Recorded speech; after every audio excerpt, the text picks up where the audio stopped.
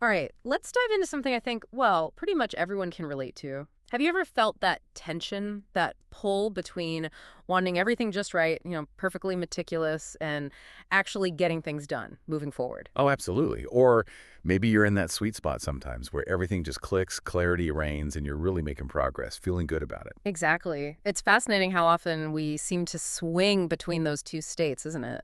It really is. And today, we're taking a deep dive into a really unique set of insights that kind of illuminates this whole balance. We're looking at both an astrological forecast and a narrative. Right, focusing on one specific day, September 2nd, 2025.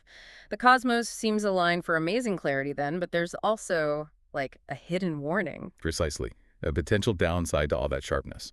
So our mission for you today is really exploring how to harness that power, precision, analytical thinking for real progress. Without getting trapped, right? Without chasing unattainable perfection and ending up, well, stuck. Yeah, moving forward with purpose and peace, not paralysis. That's the goal. And what are we using to guide us? You mentioned sources. We've got some great stuff from Tarot by High C. There's the Astrology of the Day for September 2nd, 2025, and this really evocative story, a StoryScope called The Archivist of Glass Towers. Okay, the Archivist of Glass Towers. Sounds intriguing already. It is. And together, these two pieces give us this powerful kind of dual lens on that whole push-pull with detailed work. Okay, so let's start with the sky. September 2nd. Our sources flag a big shift. Mercury moving into Virgo. Now, Mercury, planet of thought, communication. Virgo, known for being analytical, methodical. What does this mean, practically speaking? Well, Mercury entering Virgo, its home sign, it's like turning up the dial on mental precision. Big time. From September 2nd to around the 18th, so for about 2 weeks, our focus really shifts. Shifts how? From what to what? Away from maybe abstract ideas or bigger picture stuff and much more towards practical application. Clear-sighted thinking, efficient planning, they just become much more accessible. So things just feel clearer, easier to organize. Yes, and your analytical abilities sharpen. You start noticing details you might have overlooked before. And it's a time where effort feels like it translates directly into results. That's satisfying. Very. You can find real emotional satisfaction from just completing meaningful work. It's excellent energy for pushing career goals forward, finally organizing your personal stuff, or making solid, practical decisions for the future. That sounds incredibly productive, almost like a cosmic invitation to get sorted. It really is. And the sources also mentioned something happening in the afternoon, a Capricorn moon trine the sun. What does that add to the mix? Yes. That moon-sun trine, especially with the moon in Capricorn, it's like this beautiful harmony between our conscious will, our drive, and our emotional needs or foundations. So it's grounding. Very grounding. It's ideal for projects that need both dedication and practical skill.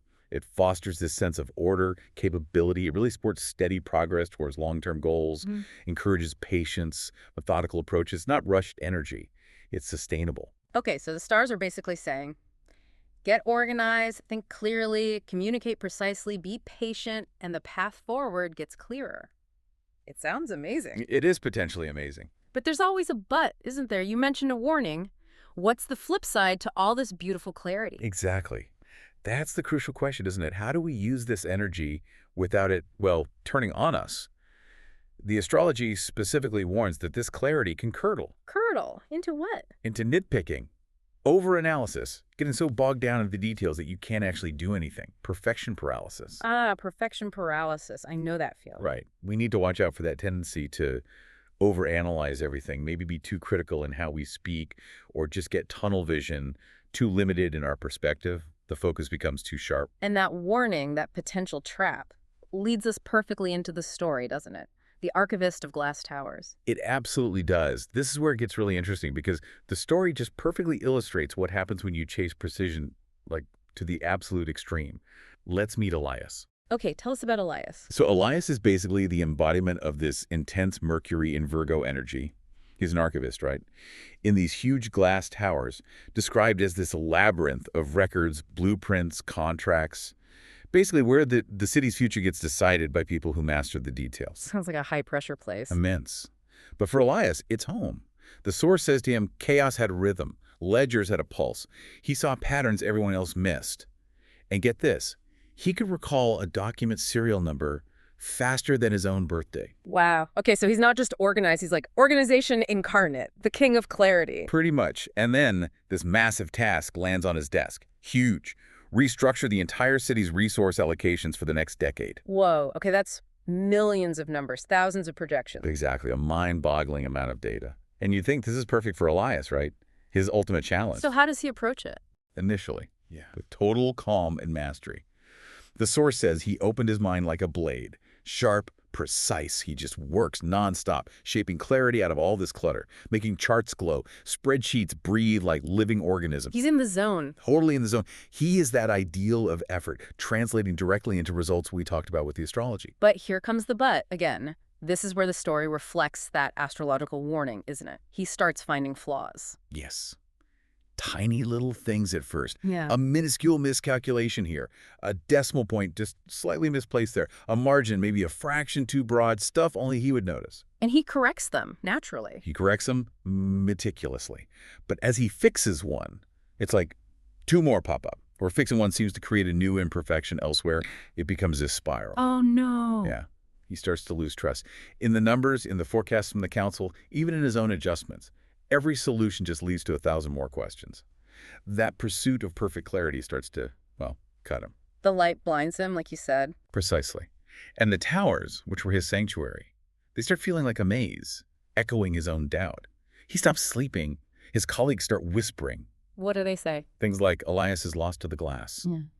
They see him caught in that exact perfection paralysis the astrology warned about. Just endlessly rewriting, refining. You can picture it, just stuck. Yeah, the story says he's tracing the same column of figures for hours, the ink just blurring into this kind of fractal pattern, expanding endlessly, going nowhere. And right there, in that dizzying moment, he gets it. The aha moment. The aha moment. He has this crystal clear realization. Clarity, when sharpened too much, could cut the hand that wielded it. Wow, that's powerful. Recognizing your greatest strength has become your biggest trap. Exactly. The precision that defined him was now tormenting him. So what does he do? He can't just, quit being precise. He's the archivist. Yeah. How does he get out of the maze? Well, it's quite profound, actually. For the first time in weeks, he physically closes the massive ledger he's been agonizing over, and he steps outside the glass towers.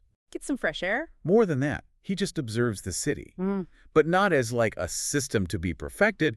He sees it as imperfect life. What does he see?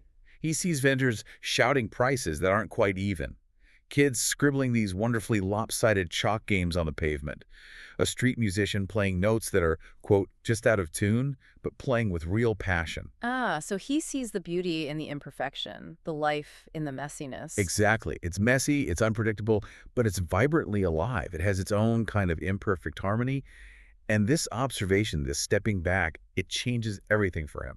So he goes back inside, back to the towers, but with a different approach. Completely different. He returns with a new method, but it wasn't about abandoning order altogether. That wasn't the answer. It was about redefining its purpose. How so? He stopped chasing perfection, that mere reflecting itself, like we'll get to. Instead, he organized enough to create balance. He shaped clarity enough so that decisions could move forward. Enough. That's the key word. That's the absolute key. And crucially, he left space. Space for the city itself, for life, to breathe within the structure. He wasn't trying to control every tiny variable anymore. And people noticed. His colleagues. Yeah. They noticed the change immediately. The work felt lighter, more human. And ironically, it became far more effective because it wasn't brittle. It was adaptable. It allowed for reality, basically. It's functional, dynamic order, not that absolute paralyzing perfection he was chasing before. And the result? The city prospered, the story says. It did. Transformative for the city and for Elias. And he left us with this incredible piece of wisdom about his journey, something that really just ties this whole deep dive together beautifully. Okay, let's hear it. His quote is, "Perfection is a mirror that never stops reflecting itself. Progress is knowing when to put the mirror down." Wow. Perfection is a mirror? Progress is knowing when to put the mirror down. It perfectly captures that balance, or the tension, really, between the potential of that Mercury in Virgo analytical power and the danger of getting lost in its shadow, staring endlessly at the reflection. So bringing this all back to you, the listener, We've explored these cosmic energies for September 2nd, this amazing potential for clarity and getting things done thanks to Mercury and Virgo. Right, that cosmic green light for efficiency. But then we have Elias's story, a vital cautionary tale, really, showing us exactly where that path can lead if we're not mindful. And it brings up that essential question for all of us, doesn't it? When does our drive for clarity, for getting things right, actually become a trap? When does precision stop serving progress? The lesson seems to be about finding that sweet spot, using dedication, using methodical approaches to make progress, not to achieve some static, impossible perfection that leads to paralysis. Exactly. Leveraging those analytical strengths we might feel during this time, but without letting them make us overly critical of ourselves or others, or getting us stuck fixing tiny details that don't really move the needle. Remembering the goal is forward movement, not flawless stillness. Yeah, that's it. So that nugget of wisdom from Elias: perfection is a mirror. It just keeps reflecting itself, tempting us to stay put, polish endlessly. While progress, real progress, is about having the wisdom, the courage maybe, to say, okay, this is enough clarity for now, this is enough order. Enough to move forward. And allowing space for life's, well, beautiful messiness to happen, to contribute even. It's about embracing sufficient clarity, sufficient organization, so things can actually happen. So maybe a final thought to leave you with. The next time you find yourself tweaking that email for the 10th time, or endlessly reorganizing your files, or just, staring at a project unsure if it's perfect enough. Ask yourself Elias's implied question. Am I still building here? Am I moving forward? Or am I just stuck staring into that mirror of perfection? And maybe ask, how much space to breathe am I actually allowing? In my plans, in my work, in my life? Am I allowing for that imperfect, vibrant life Elias rediscovered outside the towers? That's the balance to strive for. Using clarity as a tool, not letting it become the master. Knowing when to put the mirror down and step forward.